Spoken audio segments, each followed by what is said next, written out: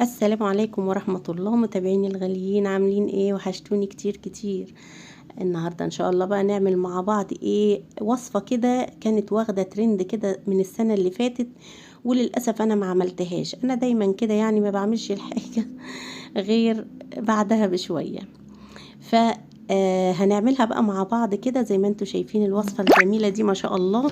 ربنا يكرمهم الناس اللي عملوها، بصراحة وفروا علينا وقت ومجهود والله العظيم، طلعة تحفة.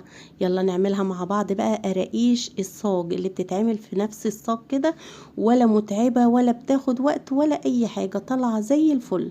شايفين ما شاء الله جميلة بقى ومحمرة من فوق ومن تحت كده، وحاجة يعني اخر جمال، وفي نفس الوقت مقرمشة، يعني ما شاء الله حلوة جدا.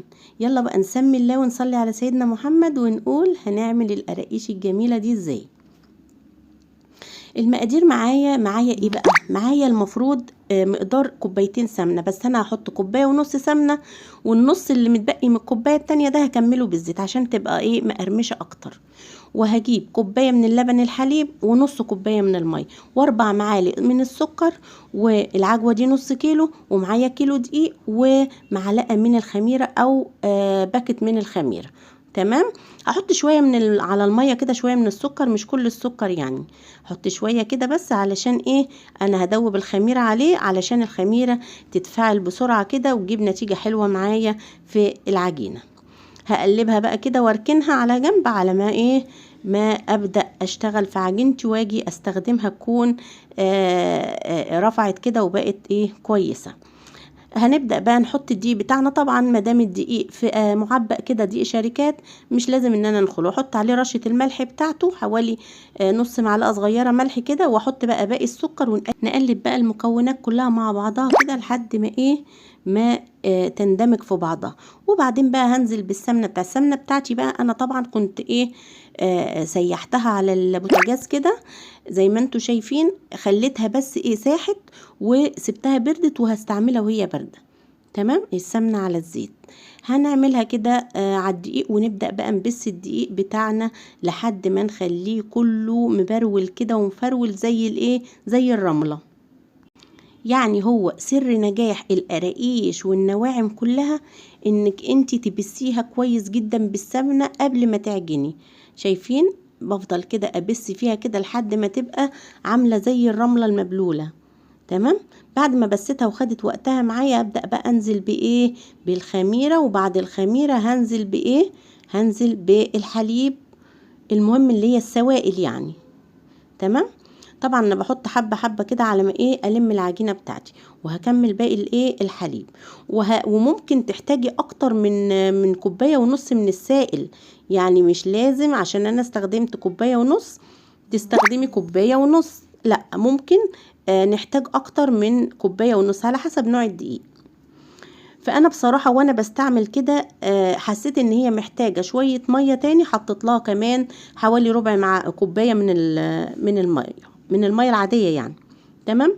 هبدا بقى انزلها كده بعد ما طبعا العجينه بتتلم، ما بت ايه، ما بتتعجنش. عجينه القراقيش والحاجات دي بتتلم ما بتتعجنش.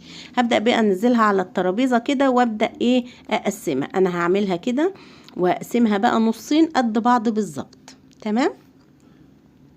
طيب بعد كده هركن نص لوحده كده، هلمهم كده على بعض. انا طبعا بقسمها ليه، عشان هنشوف هنعمل ايه دلوقتي. هي سهلة جدا وبسيطة وبتاخدش وقت.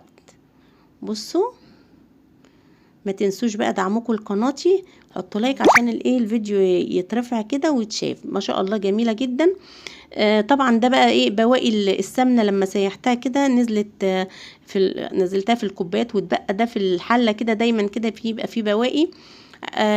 عجنت بيه حته العجوه بتاعتي، حوالي نص كيلو عجوه. بصراحه انا ايه، حسيت انها جامده، حطيتها على البوتاجاز كده تطرى اكتر عشان اعرف افرد. هناخد بقى النصين بقى، اللي هو النص اللي انا قسمته اتنين، ابدا بقى افرد واحد واحد كده.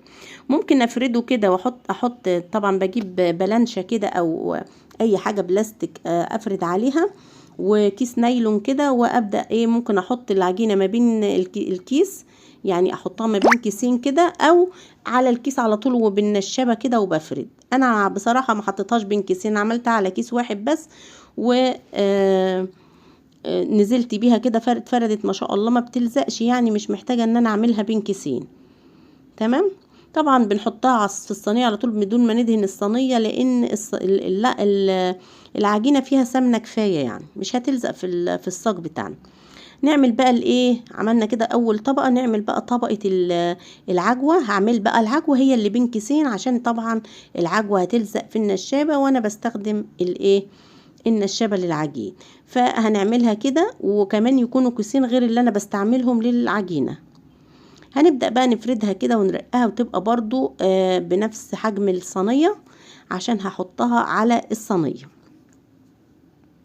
عليها كلها كده، تبقى مغطياها كلها زي ما انتوا شايفين كده. نفردها ونبدأ بقى الحتة اللي ما فيهاش نحطها ونظبطها كده، ونعمل بقى الطبقة التانية. تمام. هنعمل بقى طبقة العجينة كده اهو، الطبقة التانية، لحد برضو ما نخليها نفس الحجم المستطيل اللي هو القالب بتاعي، وانزل برضو بيها كده اغطي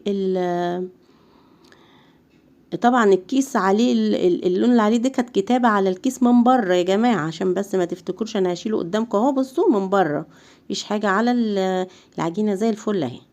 هنبدأ بقى ايه، نعدل العجينة برضو في الصاج كده، ونبدأ بقى نقطعها صوابع طويلة كده، عشان هتبقى هي القراقيش في نفس الصاج كده، ولا بقى نقعد نرول العجينة ونحط في قلبها العجوة ونرجع نقطع ونرجع نرص. لا، بصراحة الفكرة دي هايلة، اللي عملتها ما شاء الله عليها. اما جربتها حبيتها جدا. عملت القراقيش، انا عملت كيلو على بعضه، والله ما اخد وقت مني خالص. يمكن كمان اخد وقت عشان بس التصوير، وبرضه مش وقت اللي هو يعني، خلاف ما بنعملها بطريقة الفرد ونحطها ونرصها ونعمل الحاجات اللي بنعملها التانية دي. فالطريقة دي جربوها، حلوة جدا هتعجبكم. طبعا انا لما باجي اعمل اي حاجة او اي فيديو، سبحان الله الفرشة لازم تضيع والحاجة اقعد ادور عليها. فانا ايه، استعملت الاسباتولا كده عشان ادهن الوش بلبن. طبعا حطيت على اللبن كده ايه، شوية لبن كده، وحطيت عليهم شوية فانيليا، ظرف فانيليا كده، وحطيت بقى سمسم. وبعد ما دهنت الوش، وهدخلها بقى زي ما انتوا شايفين كده الفرن على درجة حرارة ايه، درجة حرارة هادية جدا. لو في اقل من 180 اعملي اقل من 180. تمام. ولما تحمر من فوق شغلي الشوايه. لو الفرن بتاعك بمروحة او فرن اللي هو الصاج، هو هيحمر الوش مع تحت العجينة من تحت. تمام. هنعمل بقى السادة بقى، اللي هي الحتة الكبيرة بقى، النص الكبير اللي على بعضه، برضو نفرده كده وفي الصاج برضو بدون ما يندهن ولا حاجة. وهنزل فيه كده اظبطه بقى في قلب القالب بتاعي او الصاج بتاعي، واعدله بقى كده، وابدأ اقطعه برضو صوابع ما شاء الله بحجم اللي انا عايزاه. وادهنه برضو بالحليب اللي هو عليه الفانيليا، وبنفس الطريقة بالظبط. واحط بقى السمسم، بس الخلاف ان التانية محشية، الصاج الاولاني كان محشي بالعجوة، والصاج ده هيكون سادة. تبقى حلو كده مع الشاي الصبح، جميل جدا ما شاء الله. جربوها هتعجبكم قوي، او تحطوها على درجة حرارة هادية خالص، وتطلعوها بقى بالشكل القمر ده. شايفين دي ام عجوة جميلة جدا اقسم بالله. احنا بقينا ناكلها وهي لسه سخنه من حلاوتها، جميله جدا. وبتخلي بقى البيت ريحته خير ودفى، والولاد بقى ياكلوا منها، يروحوا المدرسه ياخدوا منها. حاجه كده جميله جدا. شايفين دي كده ام عجوه. هوريكم كمان القراقيش الساده اهي. شايفين الصينيه برضو اهي، الصاج طالع جميل جدا. هنطلعه برضو اهو، حلو قوي ومقرمش، طعمه وريحته تجنن. يا رب يكون الفيديو عجبكم، واستنوني في فيديو جديد، واستودعكم الله، والسلام عليكم ورحمة الله وبركاته.